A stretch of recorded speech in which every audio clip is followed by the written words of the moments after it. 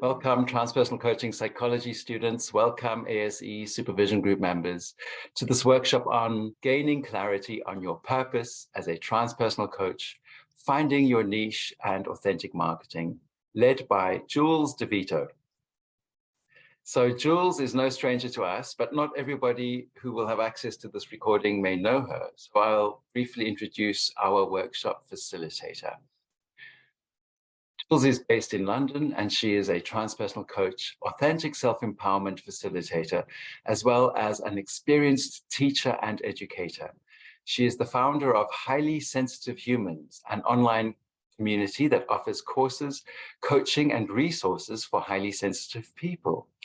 Jules is passionate about guiding highly sensitive people to navigate emotional overwhelm, step into their authentic power, and align with their true purpose in life.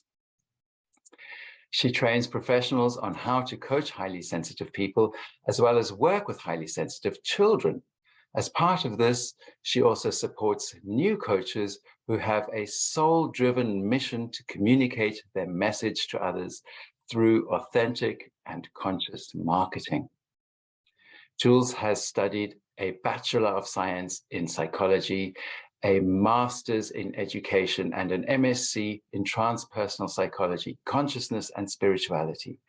In 2020, she published the book Resilience, Navigating Loss in a Time of Crisis, which provides practical resources to cultivate greater resilience and find greater meaning and purpose through times of crisis. Her website is highlysensitivehumans.com. With that introduction, I'd like to hand over to Jules. Thank you so much, Javon, for that wonderful introduction, and welcome everyone. So I'd like to begin just by taking a few deep breaths together. So if we could all just settle into our chairs and closing your eyes if you're comfortable to do so, and breathing deeply in through the nose, into the belly area, and exhaling through the mouth. And doing that again at your own pace, 2 more times.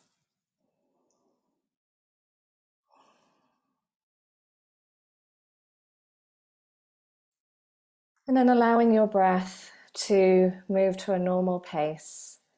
Just really feeling the support of the chair you're sat on, feeling the ground below your feet. And even though we're in different spaces and different parts of the world today, just imagining that we are in a shared space together. We're meeting in community today.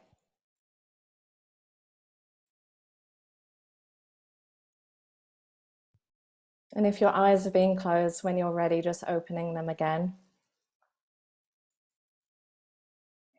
So welcome again, everyone. And I'm really excited about sharing today this workshop on clarity, finding your purpose, your niche, and authentic marketing. And there's so much to share around this topic. And it actually took me quite a long time to narrow down the focus for today. So we'll see how we get on with the different areas that I'm going to be talking about. And then there'll be some time for questions at the end as well. So a basic outline of the workshop today. So I'm going to be talking to begin with about the barriers we might face. And I'm actually going to be asking you to share in the chat box to begin with some of the barriers that you've experienced or you anticipate experiencing. And then we'll be talking about our niche, clarifying our niche and how we do that. And then connecting with our identity, mission, vision, and purpose. And we're going to create this one-liner, or what we might call a mission statement. I'll be talking about storytelling instead of selling. And then we'll have some time to share practical resources and tools to get started at the end. So, like I said, quite a lot to cover, and we'll see how we get on for time. So some of the common barriers we face when it comes to marketing, and starting out as a coach, or I know many of us are not starting out, but I actually offered this workshop about a month ago with a different group. And I asked them, what are some of the common barriers that you experience? And these are some of the things that they shared, and some of the things that I also have experienced myself. So there's these more psychological barriers. So perhaps feeling imposter syndrome. We might have this fear of putting ourselves out there, of being seen. We might be afraid of appearing pushy or salesy. We often can feel overwhelmed because there is so much to get our head around. And often marketing and sales or social media can feel contradictory to our core beliefs and values. And then there's the more practical side of it. So being clear on who we are, our identity, how we communicate what we do and what our niche is, how to create content and marketing on social media, where to actually find clients, perhaps how to create a website and using social media if that's what we choose to do. So I'd love now for everyone just to take a moment to share in the chat box. We're not going to unmute at this point, but just to share which ones of these you relate to. Perhaps it's all of them. So Kate says, how to message transpersonal coaching in a corporate context. So I'll read just a few of them out. Elaine says, overwhelmed, not trusting myself. Dan says, social media for deep connection when it's built for the opposite. Yeah, absolutely. I can relate to that. Saba, how to define transpersonal coaching, as the term coaching for me doesn't seem to define what we do. Selling and serving, imposter syndrome, overwhelm, picking out a niche identity, all of them. I'll just read a couple more. Javon says, seeing what many others are doing in social media is off-putting and makes me now not want to use those platforms. Susan, imposter syndrome, fear of being seen, feel that my practice is private, but have to share something about it so others know what I can offer. Yeah. Okay, brilliant. So feel free as we go through to continue sharing, and we're going to move ahead now. And as we go through, we're going to be talking and covering a lot of these topics. So what is a niche? And this all relates to being clear on who we are and defining who we are and what we offer. So a niche is concentrating your coaching on a small but specific and well-defined segment of the population. So having a niche is really important because when people are searching for a coach or someone to guide or facilitate them in a particular area of their life, it's really unlikely that they're going to be typing into Google a transpersonal coach, or it's very unlikely that they're just going to be typing coach into Google or asking someone for a generic coach. Usually people are looking for help or guidance or support with a particular problem.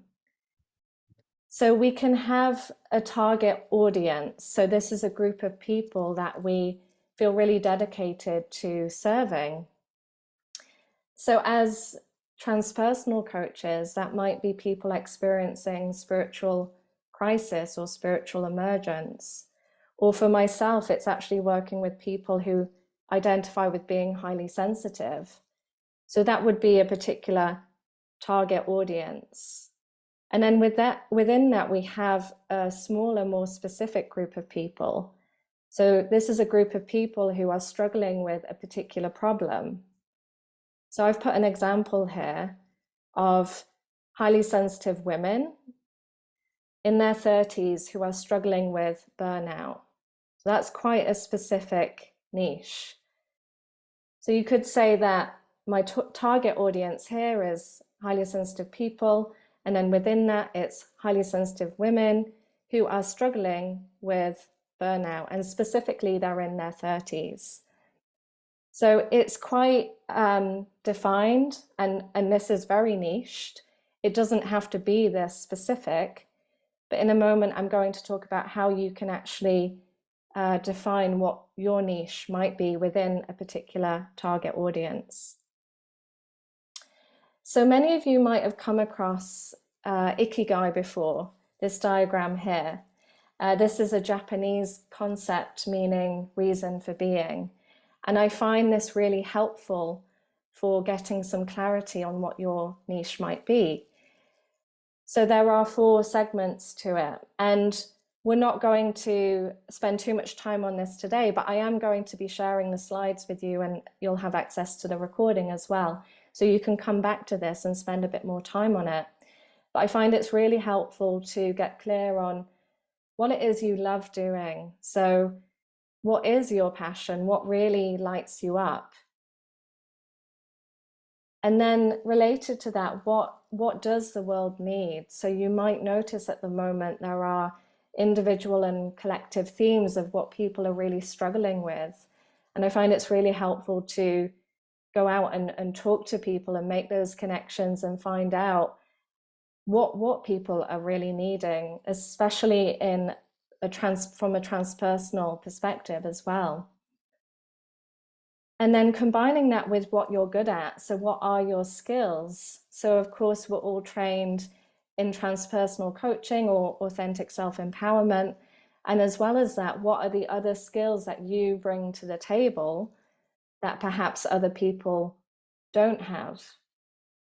So really getting clear on all of your knowledge, education, background, in what area do you really thrive?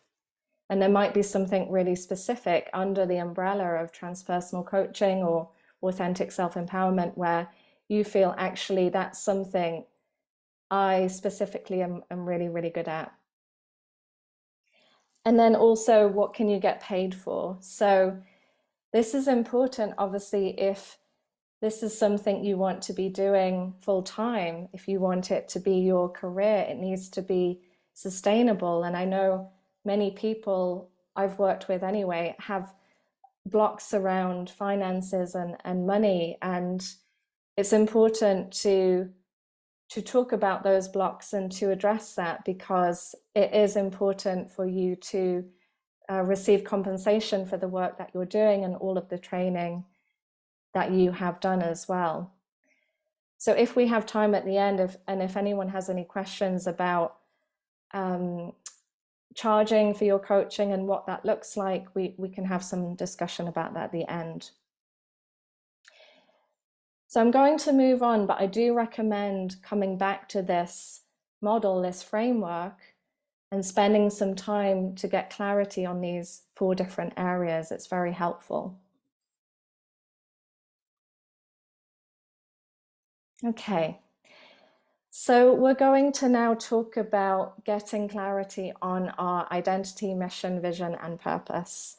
And this does relate to the Ikigai concept. And also you'll recognize that these labels are part of the transpersonal coaching model as well. So we need to be clear on our identity. So our identity is who we're dedicated to serving and what their struggles are and what is needed. So I think someone mentioned at the beginning, how do we describe to people what a transpersonal coach is? And so what can be helpful is you can label or call yourself a transpersonal coach. And then as a tag on mentioning, I'm a transpersonal coach who works with people who are experiencing spiritual crisis and are needing to reframe what their struggles or their crisis means for them, or find purpose from that crisis. So it is important, I believe, to be quite explicit about what you're doing, who you're serving as a transpersonal coach. So next is our purpose. So our purpose is our why. So the reason that we began our journey, guided by the deeply held values and beliefs that inspire us to make a difference. So why did you decide to start coaching? How does it relate to your personal journey? So I find when it comes to communicating what we do and who we are, if we can come back to this purpose, this why, the reason we began coaching in the first place, it can really help us to come back into alignment with our values and our beliefs. And the reason we're doing this, the reason we need to communicate our message with the world. So have a think about why you decided to start coaching in the first place. So for myself, I work with highly sensitive people now. And the reason that came into being was because I'm highly sensitive, and I realized that sensitive people have specific struggles, and they were the struggles that I was experiencing. And that's why I created all of the work that I do today. And so if I'm ever struggling with marketing or social media, I will come back to my purpose and my why, and it really helps me to align with that felt sense of that embodied sense of why I'm doing this. So next is your mission. So this is all about how you're going to do what you do. So our work can look very different for each of us. So it's important to figure out if you want to do one-to-one coaching only, or if you want to do group coaching, group work. Do you want to offer courses, workshops? Do you want to do in-person or online work? So try and get clear on your how. How are you going to, or how are you doing the work that you do? And then your vision. So your vision reminds you what the difference you make will look like and what change will happen. So perhaps in 5 years from now, how do you imagine this looking for you? I'm going to pause for a moment and just give everyone a chance to answer these questions and write down what you need to write down. So we're going to use this information to create this one-liner. So this one-liner is something which is really helpful. Let's say you're introducing yourself to someone and they ask you what you do, or you can use it as a header at the top of your website, or the bio in your Instagram account or on LinkedIn. So this is the general framework. I am a, so you say what you are. So I am a transpersonal coach. Helping, who do you serve? So helping highly sensitive people. This is for myself. 2, what's their struggle? So you say what their struggle is or their struggles by saying how you do it, so what you do, so that what impact will this have and why is this important? Okay, so I'm going to show you the examples, and then you can start to consider what your own version of this is.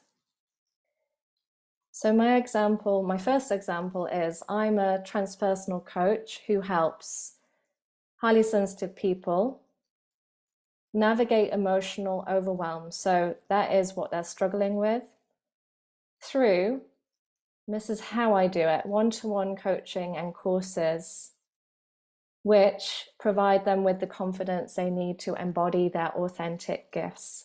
So that is the outcome, that is the reason, the purpose behind why I'm doing this work.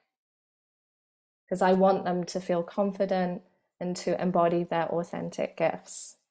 My second example, I'm a transpersonal coach who helps highly sensitive people learn specialized skills in a 3-month online training so they feel confident and well equipped to coach other highly sensitive people.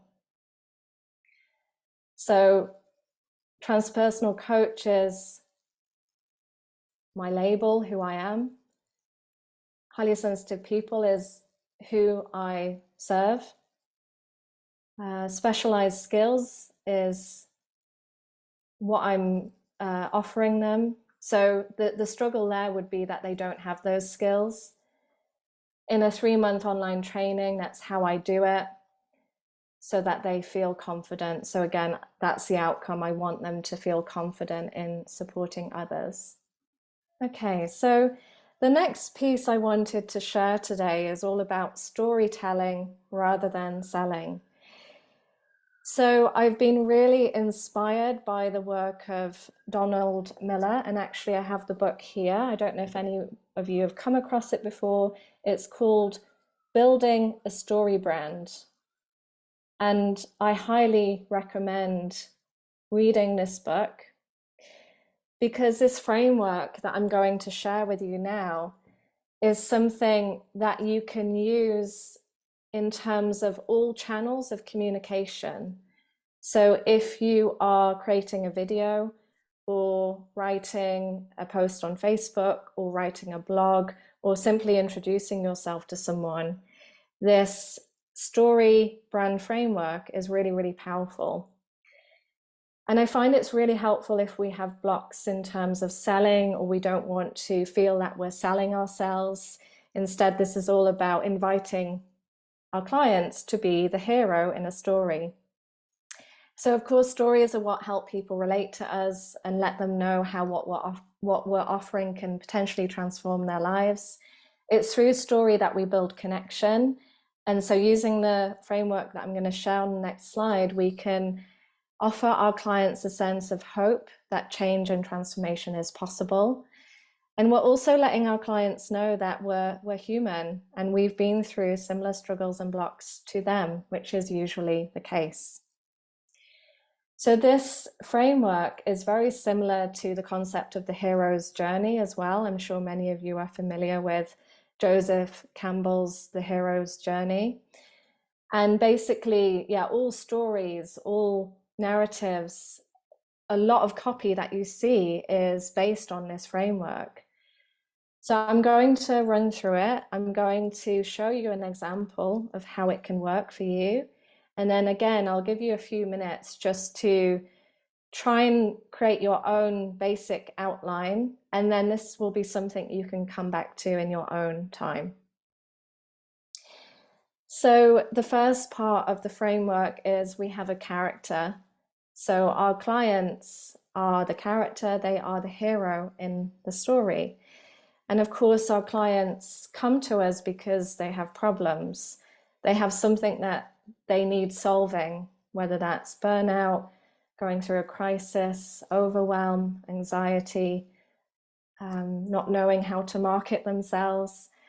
They'll have a problem that they come to you for. So they meet the guide, and we are the guide. So we're the people who are going to offer them a plan. And this plan, the way I see it, is we're helping them to cross over a bridge. We're offering them something so that they can take that journey. And we need to call them to action. So we need to invite them to start coaching or another service with us.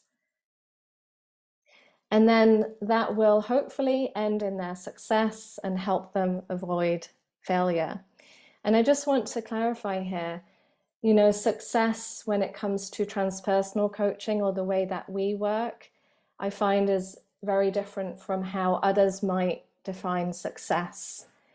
So for me, success when it comes to my clients is all to do with their healing, wholeness, individuation, a sense of integration in themselves. And then point 7, avoiding failure. So a lot of marketing and sales can be based on fear. There's a lot of fear-based marketing out there. And for myself, I don't believe that we need to be instilling fear in people. That's not the type of marketing that we're doing. But we can be honest. So when it comes to point 7, for me, I might say to my clients, well, yeah, if you don't have the coaching, you might find that it feels more challenging to do this alone, or you might experience yourself being stuck in the same cycles for longer.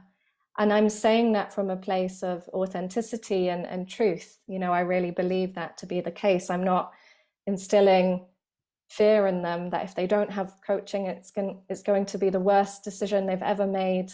That's not how we're approaching this. As I know a lot of other marketing and sales do approach it that way. So I just wanted to make that distinction there. So here's an example that I use, and I'm going to read it out, and you can see hopefully how this could be something you say in a very short video, or you say when you meet someone on the street, or you can put it into a short Facebook or Instagram post or in a blog. So I might say, if you're a highly sensitive person, so that's the character, who's struggling with overwhelm when at work and are finding yourself burnt out, I know what that's like. I've learned tools and processes to help manage this overwhelm. So as the guide, you're offering them empathy. Again, this is coming from a real place of authenticity. You know what it's like to experience these struggles. And then you're offering a sense of authority. So you're letting them know that you have learned these tools and processes because you've been on this journey, you've learned, you've done the training that's necessary. And then you're offering a plan. So you would say, so we can explore this together in one-to-one coaching sessions. And then the call to action is just really explicitly letting them know. So if you're interested to find out more, you can book a 30-minute introductory call to start coaching sessions. And then the success. So you might say something like where you'll learn how to feel more confident at work. And then the avoiding failure. So as I just mentioned a minute ago, I might say I've experienced that trying to do this alone means we're met with more frustrations and blocks. So it is good to reach out for support. So I've written this in a very casual, authentic way. This is something, when I say this, I feel an alignment in my body. There's an embodied sense of this feels in alignment with my values and my truth. And I'm saying that because if I'm going to share this on social media as a Facebook post or an Instagram post or pull it in on my website, I want to make sure it's something I would feel confident saying to someone who was sat in front of me. And I feel that's important. So when you are writing copy for your website or on social media, come into your body and notice how it feels. And does it feel in alignment with your values? Would you say this to a friend?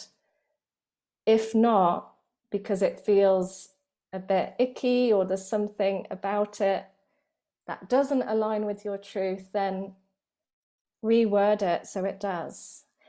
Because often on social media, there can be a sense of us being somewhat removed from what we're sharing.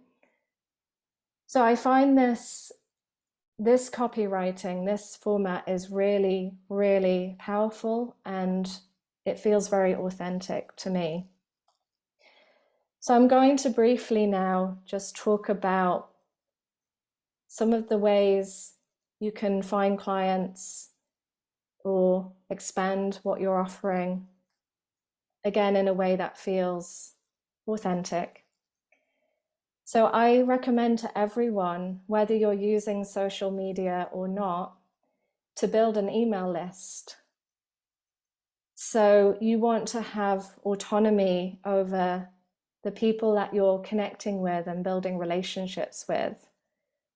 And that's really what all of this is about. It's about relationship building and connecting with people, and for you to provide valuable content. So what I recommend doing is deciding on one thing that you can share with people. It could be a free meditation, it could be an information guide, a PDF, a checklist. something that you really feel is valuable and helpful for people that you want to put out into the world. And then if you share it with people, you ask them to give them your email address. And I also want to reframe that in the sense of you're not trying to bribe them to give you their email address. You are simply saying, if you find this helpful and you want to learn more and you want to stay in touch with what I'm offering, then let's exchange emails and we can continue to build this relationship. It's a bit like if you go out into the world, you might exchange business cards with someone. And why wouldn't you do that if you feel that connection with that person? So this is a similar thing. Why wouldn't you offer the value that you have and offer that person to stay in communication, to stay in touch? So have a think about something you might want to offer, and then start collecting those email lists and keep offering this valuable content to these people that you're building community with. Jules, can I ask you a quick question, which is, where do you find these people in the first place? Yeah, good question. So I would recommend I'm going to talk about social media now. So where do you find these people? I suggest, if you choose to use social media, to focus on one platform, to not try and do everything. And I'm not going to talk about all of the different platforms today because there's so many, and I could do a whole workshop in just one of those platforms. And then, Kate, to answer your question, on my next slide, I'm going to talk about what you can do if you're not using social media, so I will come to it. So become an expert in one platform if you're going to use social media, and consistency is the key. So again, keep sharing valuable content, and it's all about building relationships with people. People want to know who you are. They want to build their trust, and they want, so it's all about consistency and value. So I recommend using Canva for creating content. If anyone hasn't come across Canva, I really, really recommend it for creating images and quotes and videos, and there's so much you can do on there. And then using a tool like Loomly. So Loomly is a social media scheduling platform. So if you do find social media overwhelming and you don't want to be going on it every day, 10 times a day, you might choose to do something as I'm doing. I schedule my posts in advance. I schedule 3 posts a week to create that consistency. And I create all of my content in advance, so I'm not having to go onto social media every single day, because for me that feels too much, it's too overwhelming. So I recommend finding something that works for you. So that could be Instagram, YouTube, LinkedIn, Twitter. I don't use Twitter myself, but find something which feels in alignment with you, and focus on that.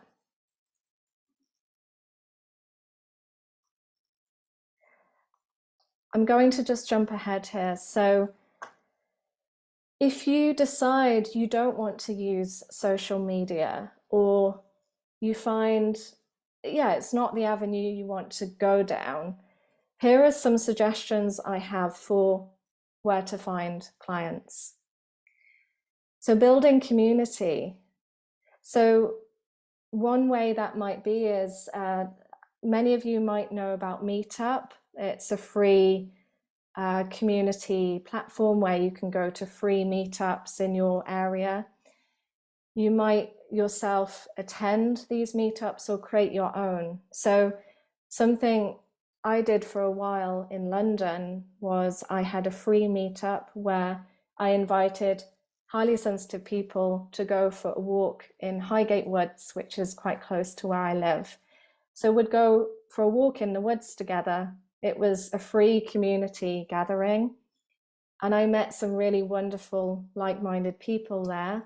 And also some of those people wanted to receive coaching, or they wanted to join some of the courses I was offering. So that's a great way to meet like-minded people without using social media. So I know in a moment Javon will mention more about this, but you can get listed in directories. So we've got IACTIM, there's the coaching directory that I'm listed on, and there's many others, so you can look into which ones you could join. So ASE supervision, so joining supervision groups, which I know we're part of, or some of us are part of at the moment. So this is all about, again, connecting with community and building relationships with each other. So another thing that I have found really helpful is I created a podcast, and that podcast reaches quite a large audience, but also it's given me the opportunity to connect with other people who are doing very similar work to me. And I've created some amazing relationships and connections with peers through doing that podcast. And we actually support each other in finding clients and recommending clients to each other. So I think the key there is remembering you're not alone in this. I know it can often feel like we're alone because a lot of the time we're online and we can feel isolated, but we have a whole community to support each other and to keep sharing your work. So if you are using social media, like I said, share consistently. And in terms of that free offering I spoke about, keep sharing it on Facebook groups, on LinkedIn, share it with your family, with your friends, with as many people as you can. So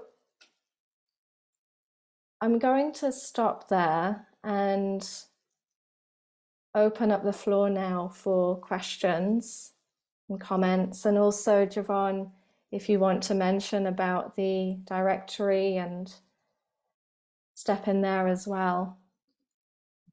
Sure, thank you, Jules. Well, such useful information you're sharing with us here, Jules. There's still a lot of work to be done on my end anyway. I've had an aversion to marketing and business of this kind, having had websites up for years, but done no search engine optimization or optimal use of social media. Nevertheless, for those starting off who don't have an established network or circles and so on, I think the tips you're sharing with us here are really precious and valuable. So thank you. Just to pick up on the supervision group. So a number of you in this session today are already in our ASE supervision group. That's why you're here. And others are current TCP students. And just to make it clear, the ASE supervision group is a way in which we can stay connected and collaborative, sharing resources and ideas such as this webinar today. And this webinar will become one of the supervision group resources. And there are many, many resources of this kind and others serving your continued professional development. Not to mention that supervision itself is very strongly recommended if you're going to be doing this work professionally. So we have these monthly supervision group sessions. All the fireside conversations and workshops such as this one are made available to the supervision group. Those of you who are current TCP students, those guest sessions that you've enjoyed over the past few months are all available to the supervision group too. Then there's accreditation. There are many accrediting bodies out there. Being an accredited coach, of course, adds credibility to your professional persona. And if you want to get yourself out into the world as an established coach, then accreditation is certainly recommended. IACTIM, the body that recognizes the transpersonal coaching psychology and ASE certificates, is, of course, the one that I am one of the co-founders of, and the iActum is transpersonal friendly. Of course it is, because we've made it so. And we've been developing iActum since 2007. It's growing in reputation. It is becoming the go-to accreditation body for transpersonal practitioners, those being coaches and therapists. So if you want to establish yourself as a transpersonal coach, then do consider accreditation, because others may think transpersonal, spiritual, that's quite far out. I don't know if that's for me. iActum's mission is to make the transpersonal accessible and to demystify the spiritual terminology so that people recognize more, and they are recognizing it, but even more now, how transpersonal ways of thinking and working in this field are not just useful, but necessary ways of approaching the everyday situations that we face in our own lives and in organizations, in corporates, in business, and so on. So both the supervision group and iActum include directories. This is true, as Jules mentioned, but they are not limited to just having a professional directory in which your profile is showcased. That is, of course, another benefit too, though. So I've said and done what I came here to say and do. I'd love to hear from others that have questions. Thank you, Javan. Yeah, so any questions? Maria? Thank you. That's really, really great. Thank you. I have a couple. So about, first of all, about like the initial part of the session where you invited us to be like specific about the niche and the clients. I wonder if that applies already from the start, because I am like, completely new to the field, and part of me feels like it might be too soon to start already like so zoomed in. I wonder if it's something that has to come like later along the path, or you would suggest really to start directly with this specific direction. Yeah, good questions. I would strongly recommend starting from the beginning with having a well-defined niche. It might be something that evolves over time. So you might come up with a niche or an idea and feel, actually, this doesn't fully align, something doesn't feel right here, and it will evolve over time. But I will say from personal experience that for a long time, I was resistant to having a niche because I wanted to help everyone. And I refused to have a niche, even though everyone was telling me, you need to do this. And to be honest, I found it difficult to attract clients because, as I mentioned earlier, unfortunately, a lot of people don't know what a transpersonal coach is. They don't know what it means. So it's for us to define that and to make that explicit and clear. So when I developed my niche, highly sensitive people, everything changed for me in terms of really thriving in the work that I do and for it to be sustainable. So even if you have some resistance to it, I really recommend getting clear in the beginning of on the niche and the audience you really want to serve. So I hope that answers your question. Yes, absolutely. Actually, I'm glad I asked it. Yes. And then, can I ask a quick second one? Absolutely. Thank you. About the liner, the one sentence liner, like when it comes to the two, so to navigate an issue or something, I wonder if, what I had written here was like trust issues, for example. But I noticed that it's really different from naming the symptom. For example, I could have said more something around, I don't know, like anxiety or relationship issues, like something that it's more noticeable on the outside. Well, the trust issue is more the root. So I wonder, because I think the best thing is to phrase it in the way that like the clients would phrase it, right? Yeah. So I wonder if this trust issue, it might, maybe it is the root, but a lot of people wouldn't Yeah. name it like that, wouldn't search for that. Exactly. I think you've answered your question. So yeah, you're right. It's likely that trust is the root cause, but your clients probably don't know that's the root cause. They only know the symptom. So I would focus on the symptom because that's what they relate to. And then of course, through the coaching you have with them, they'll be able to identify the root cause. But what I recommend there is talking to your clients or the people that you're interested in helping and find out what it is they're struggling with. So a good way of doing that, if you're on Facebook, I'm aware not everyone is, but this is just an example. You could go into a group where your target audience like to spend time. So I like to go in highly sensitive people groups, and people are talking all the time about what they're struggling with. They're talking about their issues.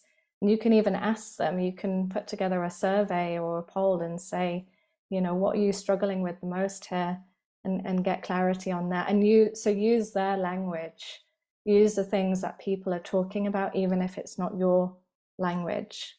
Javon, I believe there's a question for you in the chat box from Sarah.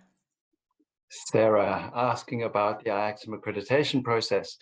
Well, by the time you receive your transpersonal coach certificate, which is soon, you'll be fully eligible for IACTM coach accreditation because our course is designed around the accreditation criteria that IACTM has.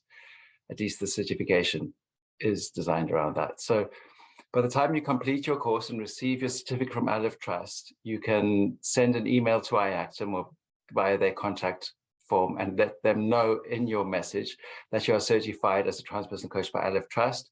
And there'll basically be no questions asked. You walk straight in the door, you sign a code of ethics and you receive your coach accreditation certificate, and you are immediately able to list your professional profile in their directory and make use of the rest of the accreditation benefits. There is a fee. It's $130 per year, which is a whole lot less than other accreditation bodies charge for annual accreditation. And there's a one-time $30 setup fee with guidance on how to make optimal use of their accreditation. I'm wondering if there are any other questions to Jules or anything else. Maria? Maria. Feel free. Thank you. Again, about like the niche, and I hope I didn't miss that, but is it possible to have a niche that we define through a clinical diagnosis? Or, you know, in my case, for example, I am drawn towards people that are diagnosed with borderline personality disorder.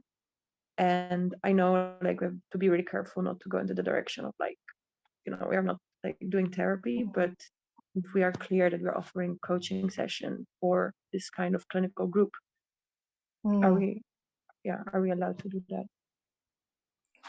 Yeah, so I personally would avoid using clinical diagnoses like that, because obviously we are coaching and not offering therapy or we're not clinical psychologists, right? So I would be very cautious about specializing in a specific label as borderline personality disorder.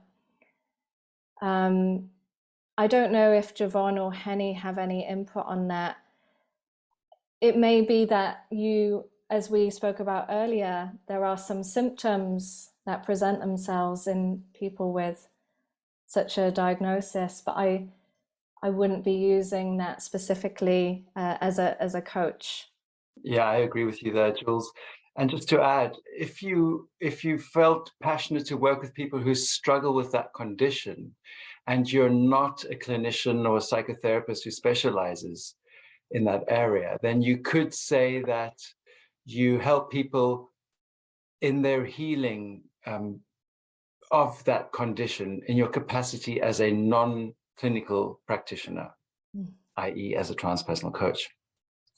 And you might, in this regard, want to establish a network that you can, a network of professionals whom you can collaborate with, psychotherapists, clinical psychologists, and so on, so that you can collectively work together to support clients in an interdisciplinary and holistic way.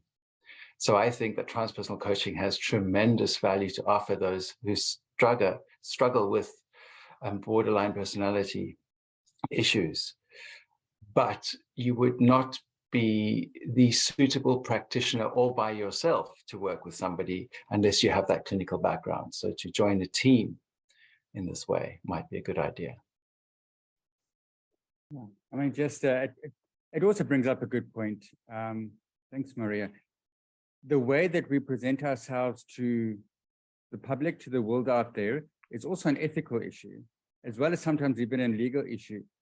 And I think it's very easy to fall into the trap of making claims of things that we can do, that we might think we can do, but that we can't give the assurance that we can do. Like in this example, we aren't necessarily therapists.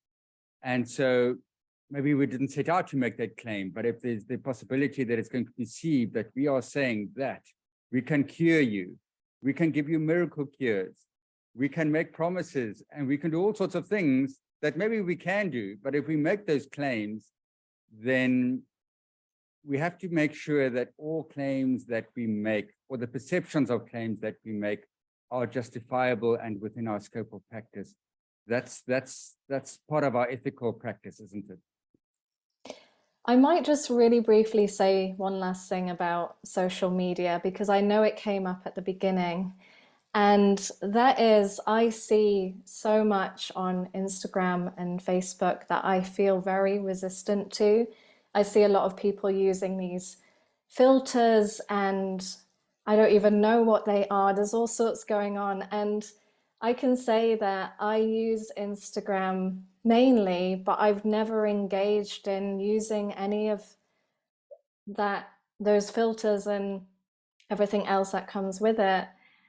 And I'm saying that because I do believe that you can form really authentic and deep connections and relationships with people on a platform like Instagram without having to get involved in all of this more icky side of things, which can feel just not in alignment with who we are as transpersonal coaches and authentic self-empowerment facilitators. Maria, I'm just seeing your question. Filters, it's when people put like different images on their faces. So you might see that people have suddenly got dog ears and big glasses on their face. Yeah, so a lot of people are using that. What I'm saying is you don't have to do that to be on Instagram and sharing what you do. Jules, before we wrap up, I know that you have on your horizon a Marketing for Coaches program, a full-fledged program that exists or is emerging. And I'm wondering if you'd like to speak to that, if anybody's interested in continuing this type of training with you, how might they go about that? Yeah, absolutely. So I do have a course that I'm putting together, and it's really going into everything that we've spoken about today in much, much more depth. So it's all about getting clear on your niche, the storytelling aspect of it, the copywriting, how to create a landing page, creating visibility on social media, building an email list. So a lot of what we've touched upon today, but we haven't had time to go into. And it won't just be myself offering the course, because I'm certainly not an expert in every aspect of this. There'll be other people supporting. So if you are interested, please email me and I can send that information on to you. I'd like to thank and congratulate Jules on a brilliant workshop. I'm finding this really useful. So thank you, Jules. It's been inspiring. Thank you all for being here. and I look forward to our interactions on the path.